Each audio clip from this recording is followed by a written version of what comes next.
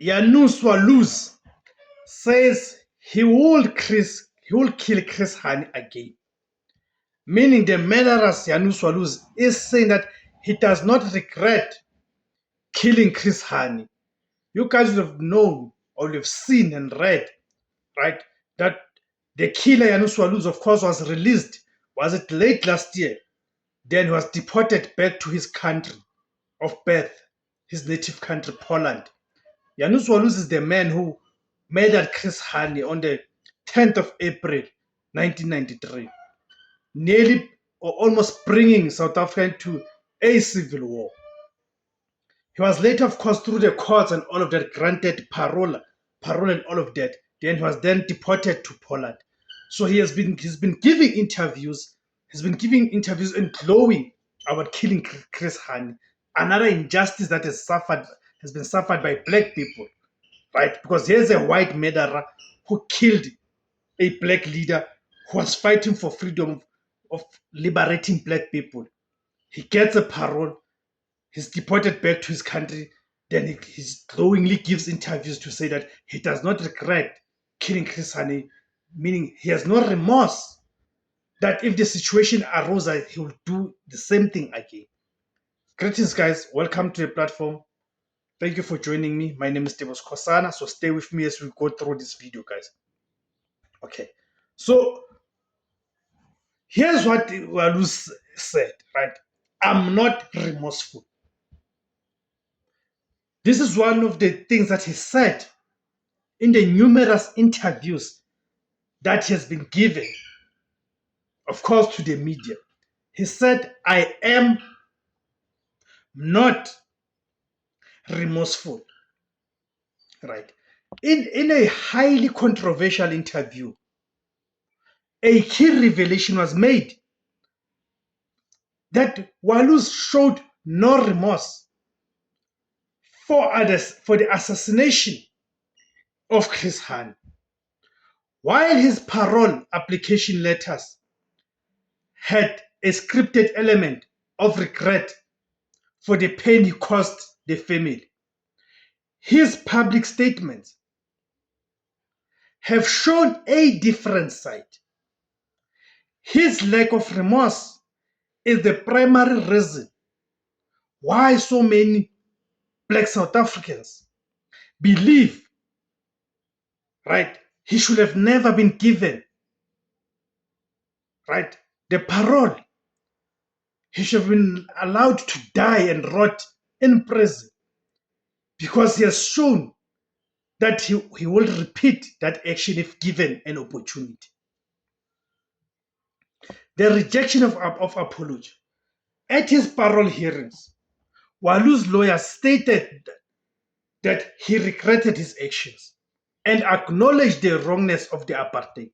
However, he has reportedly stated that he felt no remorse for murdering Chris Hani, the anti-apartheid leader. This distinction is at the heart of the ongoing anger, and correctly so. A commitment to his beliefs. Psychological reports from his time in prison revealed that while Walus denounced violence as a means to achieve political objectives, he still maintained his core political beliefs. He told a psychologist that he cannot change his political beliefs, which is a terrifying prospect for many South Africans. Okay? For many South Africans. As it suggests that the ideology that drove him to kill has not changed.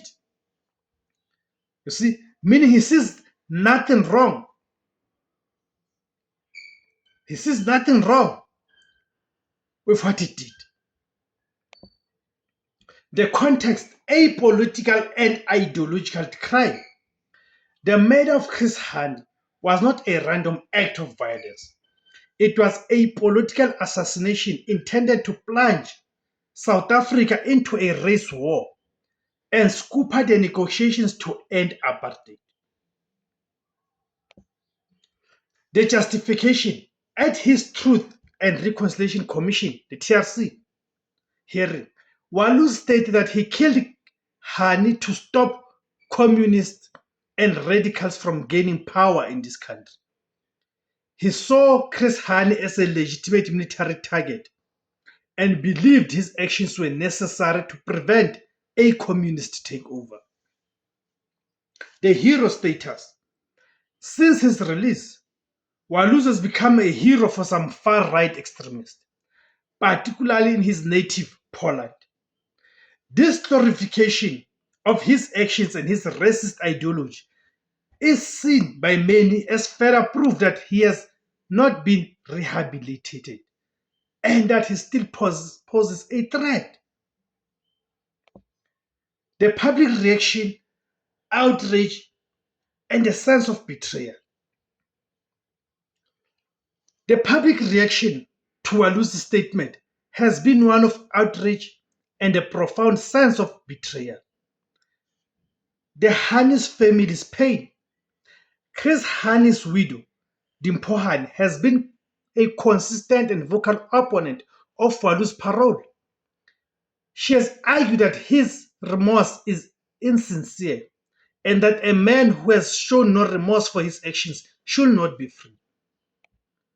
This SACP's anger, the South African Communist Party, which Hani led, has consistently expressed its anger and disappointment with the Constitutional Court's decision to grant Walu's parole. The party argues that a killer still holds his core political beliefs cannot be considered rehabilitated, of which is true. A symbol of apartheid's unhealed wounds. For many South Africans, Walu's parole and his subsequent statements are a painful reminder that the wounds of apartheid have not healed. He is seen as a living symbol of a violent and racist past that has been allowed to walk free without showing genuine remorse or a change of heart. So, in conclusion, the true sentiment, the outrage is based on his arrogance, his repeated lack of remorse for the murder of Chris Hani and the pain that he has caused. A crime he committed to serve a hateful political ideology that he still holds to this day. So how can you justify releasing such a person? What is it that has shown to them that he's a rehabilitated individual? A failed rehabilitation. His case has become a powerful symbol of a failed rehabilitation process and the unresolved trauma of apartheid. A moral and political test. Walu's freedom and his public statement are a moral and political test for South Africa. The question is not just whether a killer can be paroled, but whether a country can truly heal when the perpetrator of a political assassination shows no genuine remorse for his actions. That's the question I'm asking you guys. Thank you guys for tuning in. Please guys remember to join to become a pay member like Sifson has done, and thank you Sfiso for that. Please remember to buy us the super thanks. Please remember to subscribe, like, share, and comment. Thank you very much.